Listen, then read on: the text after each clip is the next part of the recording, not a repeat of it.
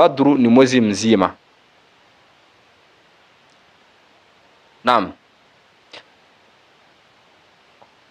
Inaweza kuwa ni bishara kwa mtu ambaye aliyeota, wakati yashiru ila zawji salih, mtu akiona mwezi katika usingizini mwake inaashiria kwamba mtu huyo atapata mume mwema, au alwaladul bar, au atapata mtoto mcha Mungu. Na mwezi tafsiri yake nyingine inaashiria kwamba ila alilmi walhuda, atapata uongofu mtu huyo aliyeota, liannahu yahdi fi dhalami, kwa sababu mwezi, asili ya mwezi ni kuongoza. Giza linapokuwa likali, mwezi unapochomoza, maana mtu anapata njia kutokana na nini?